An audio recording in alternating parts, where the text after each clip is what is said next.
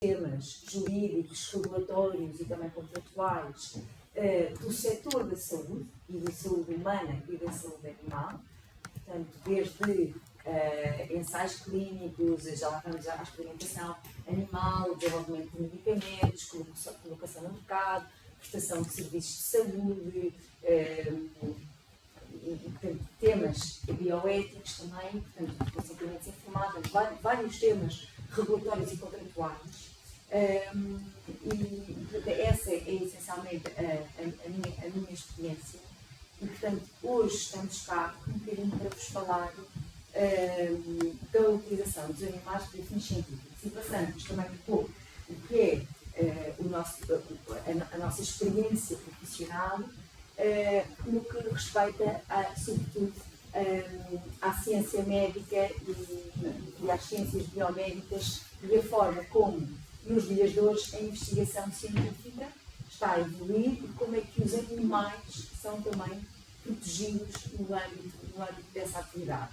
Então, foi mesmo que nós queremos ir avançando. Muito interessante ouvir a palestra anterior. Porquê? Porque eu acho que tudo isto está ligado, não é? E eu aqui vos trago hoje um bocadinho explicar-vos a rácio, onde é que nascem as regras, a legislação que protege os animais feitos de experimentação biomédica, e depois a Beatriz vai entrar mais em detalhe o que é essa legislação e estas regras, mas eu acho que é importante que nós percebemos de onde é que vem a proteção, percebemos também o contexto histórico, porque o contexto histórico que nós fomos vivendo como humanidade ao longo dos anos é o que nos traz aqui hoje com esta legislação, mas provavelmente amanhã vamos ter outra legislação completamente distinta no que respeita à proteção dos animais e até, no fundo, criar direitos para os animais e, portanto, eles serem suscetíveis de terem capacidade judiciária e serem titulares de direitos. Mas onde é que nós começamos? Nós começamos e onde é que nós nos centramos? É a utilização do conceito. Este é um conceito bastante mais restrito. O conceito de utilização de animais para fins científicos inclui vertebrados e invertebrados e inclui investigação para a descoberta de novos fármacos, de novos dispositivos médicos, mas também no âmbito da agricultura, no âmbito da cosmética, no âmbito de outras indústrias. Bom, nós aqui, hoje em dia, é então bastante consensual, onde é que nós nos focamos, essencialmente também a legislação que hoje temos hoje, qual é o conceito? Utilização de animais vertebrados para fins de investigação e desenvolvimento biomédico. É isso que nos vamos focar.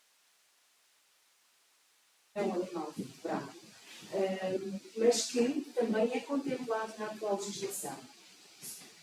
Porquê? Pelo tema da dor, não é? Pelo tema da deficiência, no fundo. Porque a nossa legislação, hoje em dia, e a portuguesa e a europeia, nos traz a proteção de animais vertebrados e alguns invertebrados em que já foi provado cientificamente que sentem dor. E, portanto, é aí que está a gênese desta proteção. Eu queria talvez só voltar um bocadinho atrás e dar este enquadramento histórico. Acho que as correntes de pensamento jurídicas, éticas, filosóficas foram-nos fazendo chegar onde estamos hoje ao nível da legislação, da proteção, da experimentação animal, mas isto claramente nós temos mudanças e como vemos no Brasil, não é? Dos direitos dos animais, portanto eu acho que nós estamos aqui hoje com uma legislação de 2010, 13, e pode já não estar completamente utilizado. Qual é que é o outro lado da moeda aqui, só para dar esta nota? É que nós estamos a falar do uso de animais para a descoberta de novos fármacos, de novas curas para doenças humanas e animais também, não é? E, portanto, nós aqui temos que fazer um equilíbrio. Eu acho que a experimentação animal, a opinião minha, não vai acabar, no sentido em que nós temos a de ensaios clínicos. Portanto, eu acho que nós vamos acabar com a experimentação animal, talvez ao contrário do que vamos ver aqui nesta legislação, mas esta legislação foi pensada numa era em que os animais não havia qualquer tipo de proteção, foi por isso que ela surgiu. Hoje em dia estamos noutra fase em que temos os direitos dos animais, portanto, não significa que os animais não possam ser utilizados para fins de investigação científica. Mas, indo então lá atrás, o que é que eu vos queria passar? Que a utilização de animais é quase tão antiga como a medicina. Portanto, há registros históricos da utilização de animais associados à prática médica já no século VI e VII a.C. E, portanto, quer dizer, nessa altura, que é chamada a pré-história da experimentação animal, não havia regras, não havia nada, portanto, nem para humanos, nem para animais. Portanto, fazia-se tudo, era a descoberta, não é, da ciência, do que é hoje em dia, e a descoberta da própria fisionomia humana e animal, e depois do que é que se poderia, o que eram as terapêuticas, mas era algo muito pré-histórico. O crescimento, sim, e é muito engraçado, o que eu também referi, a proteção do animal está muito ligada a correntes filosóficas. E não vamos entrar aqui em grande detalhe, mas a época do Renascimento foi uma época em que não só o homem estava no centro do mundo, e, portanto, os animais eram seres que não tinham qualquer tipo, não se reconhecia qualquer tipo de consciência sequer daquilo que falavam. Estamos a falar de uma época em que era o homem no centro do mundo, por um lado, e por outro, numa época em que a base empírica é, no fundo, o essencial para as descobertas científicas, mas não só, que há épocas estavam a ter lugar. E, portanto, nesta altura do Renascimento, há muita experimentação animal, há também muita experimentação humana, sem qualquer tipo de regras e de cuidados, portanto, era uma altura em que não havia de toda esta preocupação, sobretudo, não se reconhecia ao animal sequer o mal-estar, sequer a dor. E se calhar foi preciso chegar aí, a partir do século XVIII, se começar uma nova era na necessidade da experimentação animal.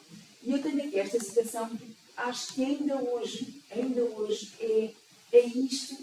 isto que está na base da legislação que nós temos para a proteção dos animais na experimentação científica, que é: the question is not can they reason, nor can they talk, but can they suffer. E, portanto, a legislação que nós conhecemos hoje tem muito a base do sofrimento. Ou seja, se o animal tem sofrimento, está, no fundo, protegido por uma legislação para este efeito. E todas as medidas previstas nesta legislação é essencialmente para reduzir o animal. Portanto, foi no século XVIII que se começou, que se teve esta preocupação. Demorou depois muito tempo a legislar-se nesta matéria e a efetivamente as práticas mudarem neste sentido, mas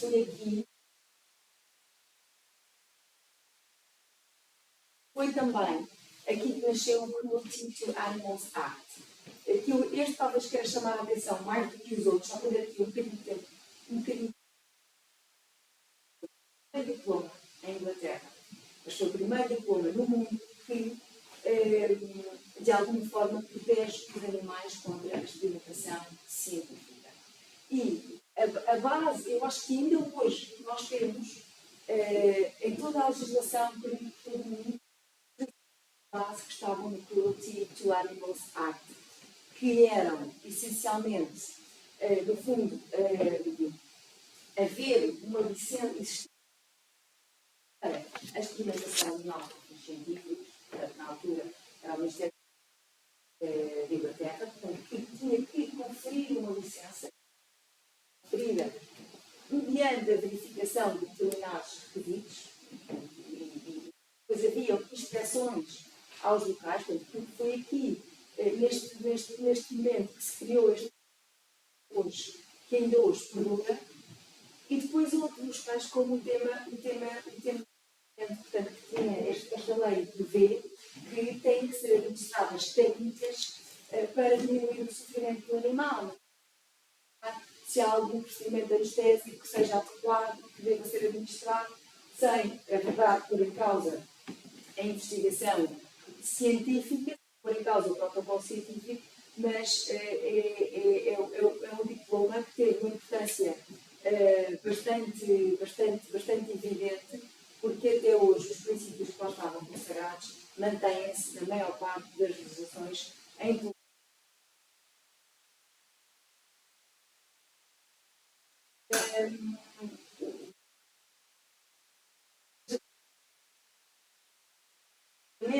a realidade, não é? Porque, como nós sabemos, as leis vêm sempre um bocadinho. Nós tivemos em Londres, em 1959, o Congresso Internacional da Proteção Animal de Experimentação, muito próximo da regra que já vos vou falar, que é a basilar, que é dos 3 R's, foi aqui que surgiu e depois começou a aplicar, e portanto, vários países a implementar as leis e regulamentos. Em 1986, a União Europeia publicou a primeira diretiva sobre a proteção de animais utilizados para fins científicos, portanto, teve muito por base o Cruelty Animals Act inglês e teve também já o princípio dos 3 R's existido, apesar de o principal objetivo desta legislação até, portanto, no fundo, foi criar alguma awareness entre os Estados-membros, tentar que houvesse alguma harmonização na forma como é utilizada, como os animais são utilizados para fins científicos. Havia que já vai dar, eu acho que esta legislação não foi, talvez, muito bem sucedida, porque não, ou seja, o que acontece, não são criadas sanções para o incumprimento das regras para a experimentação animal, e, portanto, quer dizer, a lei estava lá, a lei existia, e o facto de ela existir só por si já é uma forma nem que seja pedagógica, de mas de facto não teve grande impacto. Só depois mais tarde. O que é que eu queria só, e acho que já passava ao próximo, mas antes de entrarmos nos R's, mas também queria deixar aqui um bocadinho esta ideia de porque é que investigamos fisionomias humanas, o tratamento de doenças humanas, não é? Porque é que isso acontece? E a verdade é que, pronto, eu acho que isto pode obviamente ser contestado, e é contestado. Eu acho que é mais ou menos consensual que o princípio dos 3 R's nos vai ajudar a ultrapassar isto, mas de facto, os chegarem ao mercado para serem comercializados têm obrigatoriamente que passar por uma fase pré-clínica e que implica a experimentação em animais. Portanto, neste momento, a Agência Europeia do Medicamento, que é a Agência Europeia para todos os países da União Europeia, responsável pela verificação da qualidade, eficácia e segurança dos medicamentos que são colocados na União Europeia, tem uma série de regras, de guidelines, de quais é que são os testes e quais é que são os tipos de animais que devem ser testados para que o medicamento possa ser aprovado. Portanto, nós neste momento temos que utilizar animais para os medicamentos chegarem ao mercado. Temos que utilizar animais também, não é? Nós temos os ensaios clínicos que são obrigatórios, portanto é a fase seguinte, é a fase clínica, mas é verdade que há uma fase em que se verifica a fisionomia do animal e, no fundo, sobretudo os riscos que aquele medicamento pode ou não acarretar para os humanos, e só passar essa fase pré-clínica é que se avança para a fase clínica dos humanos. Portanto, tal que existe, portanto, que é, no fundo, a investigação clínica é necessária uma fase com experimentação animal, a Há um outro tipo de investigação, que é a investigação fundamental, que não tem em vista diretamente a cura de uma doença, ou a prevenção, ou o tratamento, mas tem a ver com estudar-se fenómenos físicos, anatómicos, antes de saber se vai haver um determinado medicamento ou não. E, portanto, essa investigação também utiliza animais. Vários cientistas que já ouvi consideram que isso também é relevante, que também é útil, sem prejuízo de também todos os cientistas que já ouvi serem muito preocupados com as questões animais e, sobretudo, com o tema da dor e do sofrimento. É o princípio basilar da legislação para a proteção animal nesta matéria. E começa por a substituição, é o R do replacement, em inglês, substituir. Alternativos sempre que seja possível, não é? Portanto, faz parte também do que as autoridades vão avaliar em sede de autorização dos projetos de investigação científica que envolvam animais, é se é possível ou não substituir os animais por projetos não animais. Isto é algo que é verdade, que já acontece, e hoje em dia, na era da inteligência artificial, cada vez se procura mais que haja, de facto, alternativas à utilização dos animais, seja através de modelos computacionais, seja através de células in vitro, portanto, cada vez se procura mais a substituição. Se não for possível, desculpem, eu acho que isto está ao contrário, se não for possível, primeiro é o do replacement. Se não for possível, então, reduzir. Ao mínimo. Portanto, se de facto se chegar à conclusão que não é a utilização dos animais para efeitos de investigação científica, então reduzir ao máximo o número de animais que é utilizado. Pronto. Ainda voltando só aqui ao substituir, até pelo tema dos dificuldades e infertilidades, a substituição também pode passar por animais que não tenham deficiência, portanto, que ainda não esteja demonstrado cientificamente que sentem dor. Também pode passar por isso. E depois o tema da redução, portanto, reduzir ao máximo e, adicionalmente, sempre refinar o refinement, que é minimizar ao máximo o stress e melhorar o bem-estar dos animais, utilizar as fins regulatórias. Portanto, isto é, de facto, muito importante. E aqui eu penso que este tipo de técnicas não está previsto na legislação da educação. Portanto, as autoridades têm que verificar se elas estão a ser utilizadas ou não, mas não estão previstas quais devem ser as técnicas a utilizar. Sendo que muitas delas são conhecidas e utilizadas. Um deles é o tema da anestesia, portanto, sempre que for possível anestesiar os animais.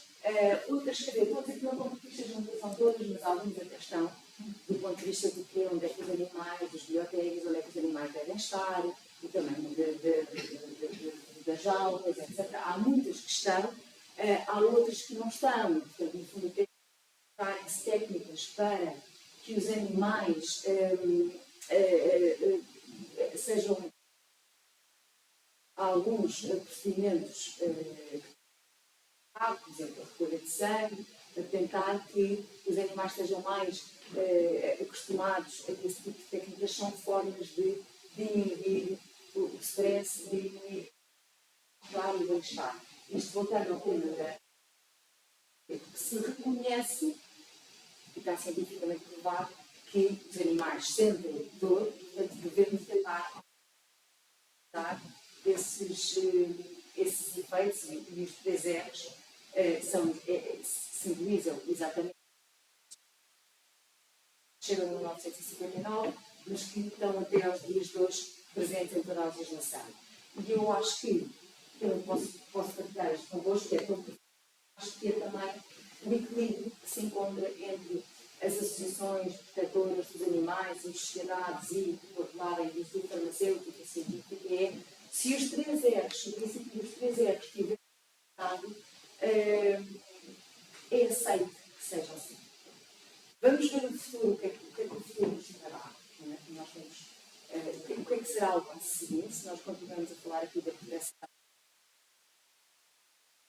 da televisão de fins científicos, ou se em algum momento, como estava a ouvir o professor dizer, nós vamos ter mais do que isto, não é? Nós vamos estar mais perto de uma legislação de ensaios clínicos em relação aos animais, porque nós também temos legislação de ensaios clínicos para animais, mas nós temos totalmente diferente, não é? No fundo é tipo de ensaios que têm que ser levados a cabo para o medicamento veterinário chegar no mercado.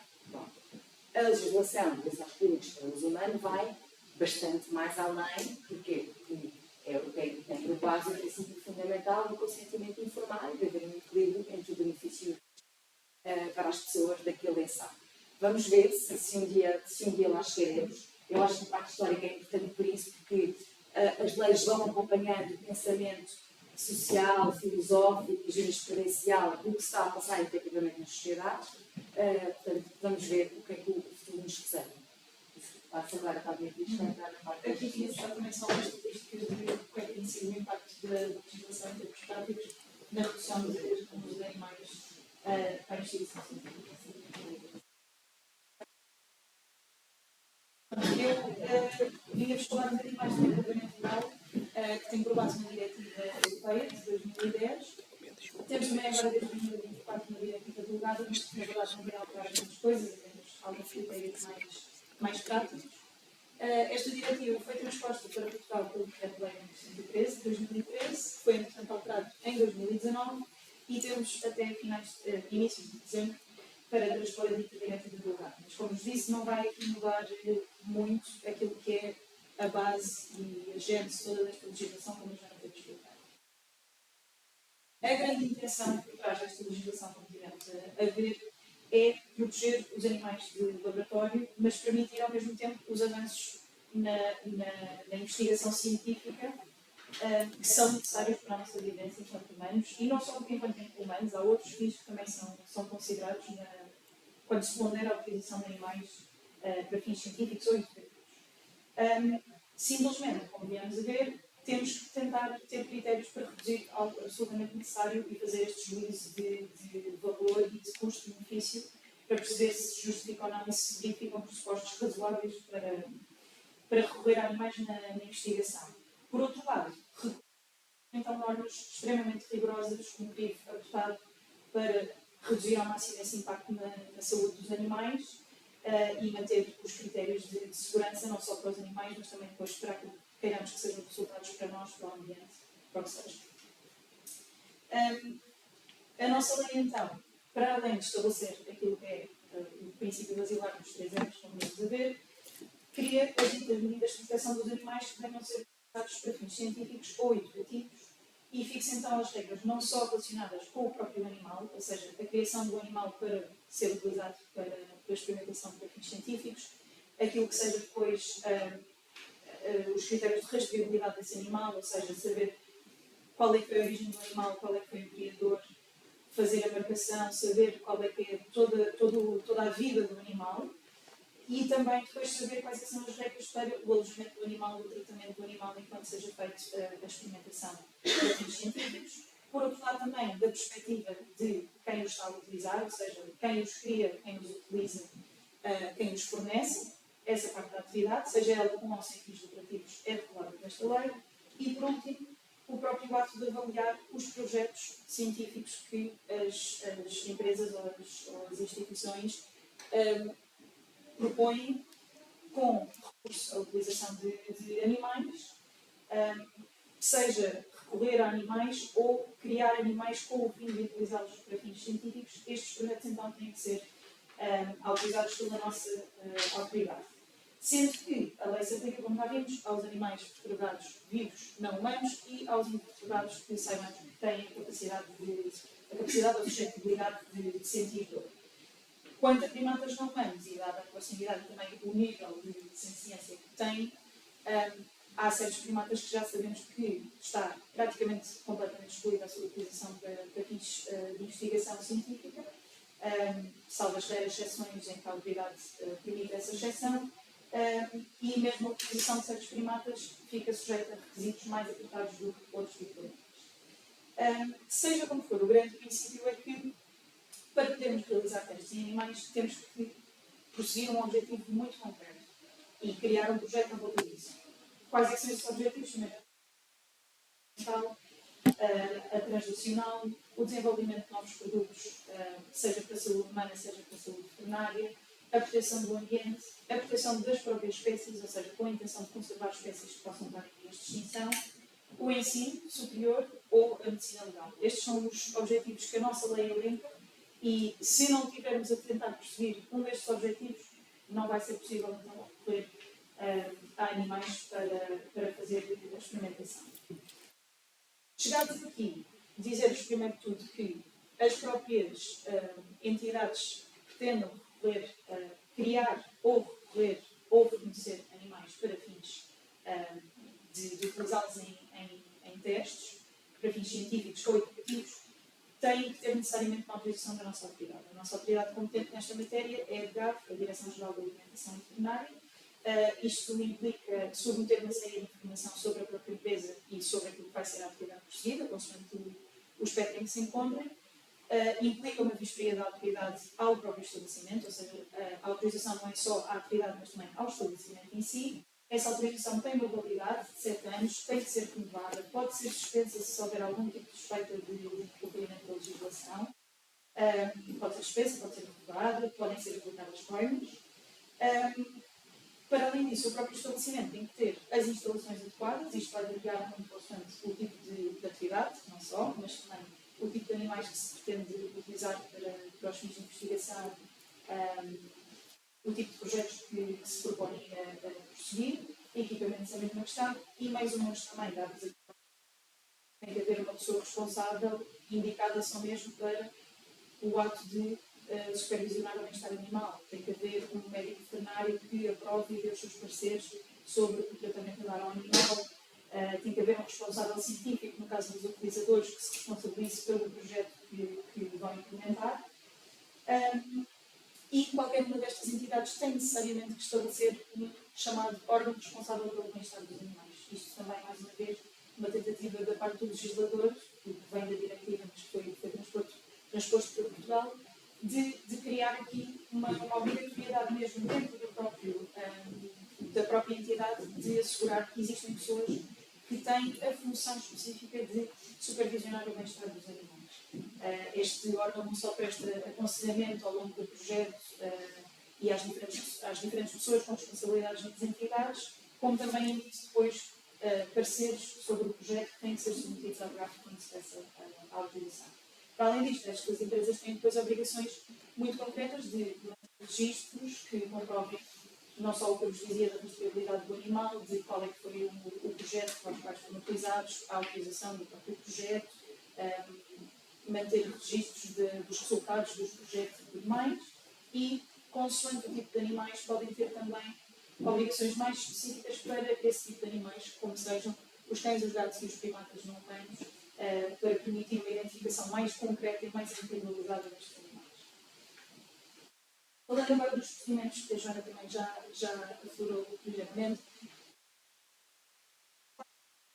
podem ou não ser utilizados nos animais, a lógica é antes classificá-los consoante o impacto que possam ter no animal, que é ou de não recuperação, ou seja, saber logo à partida que o animal vai ser utilizado e que não vai essa utilização, digamos assim, ou então os efeitos vão ser ligeiros, moderados ou severos. Para estabelecer isto é uma avaliação que a própria entidade faz e que depois submete à DGAV e a DGAV faz essa validação. Existe um anexo que define vários tipos de procedimentos e os categoriza como sendo ligeiros, moderados ou severos. Imaginem, o mero ato de administrar uma anestesia é considerado ligeiro, ou dar um medicamento que não tem efeitos duradouros ou que tem um impacto muito considerável na saúde do animal, ligeiro. Já um medicamento que possa ter efeitos duradouros e que possa não permitir recuperar inteiramente o sistema imunitário do animal vai ser considerado moderado ou severo e, naturalmente, aquilo que possa implicar a morte ou uma incapacidade de voltar ao estado normal do animal vai considerar-se severo. A regra é também que todos os procedimentos que venham a ser feitos sejam feitos sob anestesia, sendo que há também casos, consoante o tipo de animal e o tipo de procedimento, que só se admite se for feito sob anestesia. Se não houver essa possibilidade, então não é feito. E apenas em casos excepcionais, imaginem, pelo ato da anestesia poder ser considerado mais prejudicial do que sem anestesia, em casos de procedimentos mais simples, só nesses casos então é que se admite que não seja feito com anestesia. Sendo que, só para dar-vos também uma noção do ponto de vista do que é considerado o grau de dor e angústia e sofrimento que se impõe ao animal, o critério base é ser o equivalente à inserção de uma agulha de acordo com as boas práticas clínicas veterinárias, ou seja, é algo que dói a qualquer um de nós que passamos, mas que sobrevivemos, que recuperamos, que vamos para casa bem. Este é o critério. Como podem ver, bastante apertado, porque significa que qualquer coisa acima disso vai começar a ser considerado para efeitos de avaliar o grau do impacto no animal. Para além disto, o procedimento, lá está, deve seguir sempre, ou seja, ser, primeiro de tudo, confirmar se pode ser substituído por outro método, reduzir ao máximo o número de animais utilizados, se possível também, por muito que isto possa ser um conceito que faça alguma confusão, reutilizar um animal, porque estamos a poupar outro animal, se bem que também para a reutilização também temos critérios muito apertados, ou seja, tem que ser um procedimento inicialmente apenas ligeiro ou moderado, que o animal tenha tido a capacidade de recuperar e que o seguinte procedimento também ele próprio seja ou ligeiro ou de não recuperação. E saibamos que não vai ser imposto então mais sofrimento ao animal. Tudo isto sempre com critérios muito apertados quanto à aprovação pela DGAV, aos parceiros dos veterinários que pertencem a cada instituição e por aí fora. Sendo que existem também certos animais que sabemos logo a partida que não vão ter de ser utilizados para efeitos destes procedimentos. Imaginem espécies em vias de extinção, animais selvagens, animais domésticos que não tenham sido criados especificamente para o propósito de uma investigação. Este é o princípio base. Para além disso, no final de cada procedimento, o veterinário faz depois a validação se deve ou não o animal continuar vivo, consoante lá está este juízo de o que é que traz menos dor, menos angústia e menos sofrimento próprio. Dito isto são os procedimentos em si, qual é que é o pensamento todo por trás de cada procedimento, mas depois, cada entidade que queira fazer efetivamente um procedimento tem necessariamente que obter uma autorização prévia da DGAV. Isto implica submeter documentação específica sobre onde é que vai ser feito o procedimento, qual é que é o procedimento, quais é que são os animais utilizados, qual é que é o objetivo deste procedimento.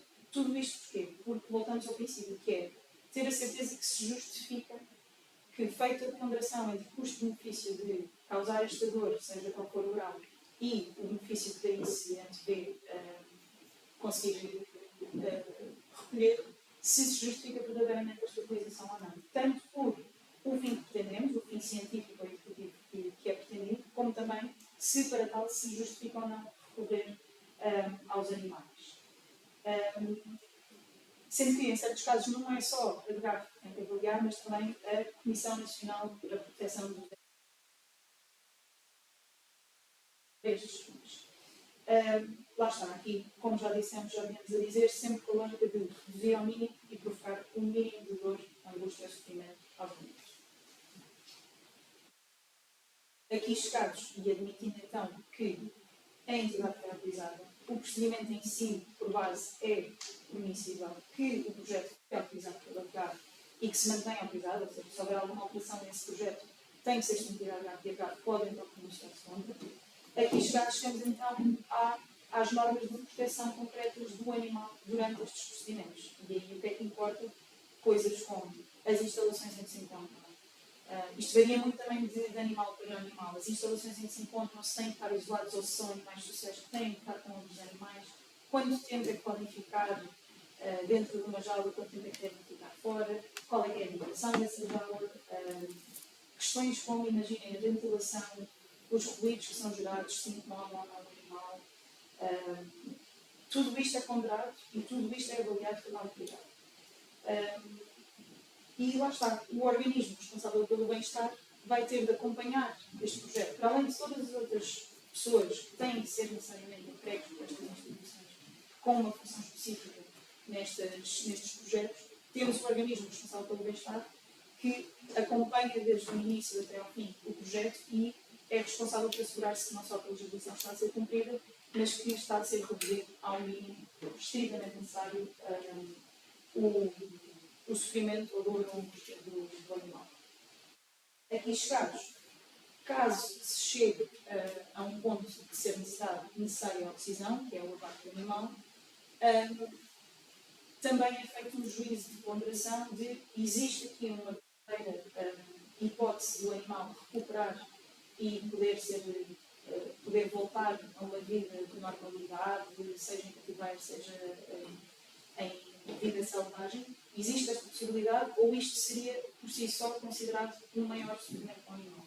Isto é uma ponderação que é feita necessariamente por um médico veterinário ou por uma pessoa com competências específicas para tal, e o próprio ato depois também ou é feito por um médico veterinário ou sob a supervisão do médico veterinário, sendo que existem certas funções que, para a pessoa poder sequer ter essas funções, tem que ela própria também estar autorizada pela lei, ou seja, mais uma camada de autorizações, mais uma camada de definição das autoridades. E depois dizer-vos só que outra maneira muito importante de manter, ou seja, uma coisa seria, logo ao início do procedimento, saber que a empresa em si ou que a instituição está autorizada, que o procedimento é válido, que o projeto é autorizado, mas depois muito importante é isto. Percorre o seu tempo e, portanto, tem que haver inspeções periódicas por parte da DAF, não só aos estabelecimentos em si, com vistorias no local, mas um acompanhamento também dos projetos, dos objetivos, se estão a ser cumpridos ou não, para depois avaliar se existe aqui, se o custo-benefício se mantém, se existe algum risco para a saúde do animal, ou para a nossa, ou para o ambiente, e, consoante isto, depois também avaliar se é necessário terminar o projeto, encerrar o estabelecimento, aplicar coins, o que seja. Por último, também só vos trouxemos que, embora não esteja diretamente, ou tenha outras ramificações para além da utilização de animais em investigação, que é o caso dos testes de cosméticos em animais, que, como poderão saber, já há muitos anos foi proibido a nível europeu a utilização de animais para testar produtos cosméticos. Isto depois evoluiu não só para o produto cosmético em si, mas para os ingredientes que são utilizados em produtos cosméticos. E o nível máximo que se atingiu foi também proibir a comercialização de produtos cosméticos na União Europeia que provenham de algum país que, nesse país, tenham sido utilizados animais para testar seja os ingredientes ou o produto cosmético. É verdade que ainda existem muitos países fora, ou seja, fora da União Europeia, que continuam a permitir este tipo de testes, mas queremos acreditar que o caminho, sendo possível na União Europeia, e tendo nós um mercado de produtos cosméticos plenamente saudável e a funcionar, a intenção claro que é permitir chegar, trazer cada vez mais países a este ponto em que já não recorrem a animais para os testes de cosméticos. Pronto, um bocadinho de speed, mas se tiverem uma nota prática de das inspeções e como realmente muitas vezes a legislação nós achamos que não está assim tão adiantada, mas as autoridades às vezes ainda são mais atrasadas em relação à nossa legislação. E no caso de Portugal, a Direção-Geral de Educação e Veterinária é um organismo que é competente por vários setores, tem várias competências, e na verdade não tem muitos meios, não tem muitos meios financeiros, não tem muitos mais ou menos. E para, no fundo, avaliar estes procedimentos, para estar verdadeiramente alerta para o que é o cumprimento destes requisitos, é preciso ter pessoas qualificadas e pensam bem estas matérias. Pronto. Durante muitos anos a DGAV não fez inspeções a estes estabelecimentos, mas recentemente já tentaram a fazer. Nós temos algumas entidades que fazem investigação em animais e que já receberam a DGAV e que até estão muito à frente da própria legislação. Portanto, o feedback que dão correu tudo bem, mas nós temos até bastantes mais medidas do que aquelas que a lei nos impõe e do que a própria atividade vai verificar. Mas também é muito importante nós dotarmos dotarmos as nossas autoridades de pessoas, de meios, no fundo, para poderem efetivamente criar este ambiente regulatório também e saudável de educação. Essa nota. Ficamos ao dispor. Nós vamos disponibilizar o PowerPoint e se calhar pelos nossos contactos de irmão que eu acho que não estão ali, para se tiverem também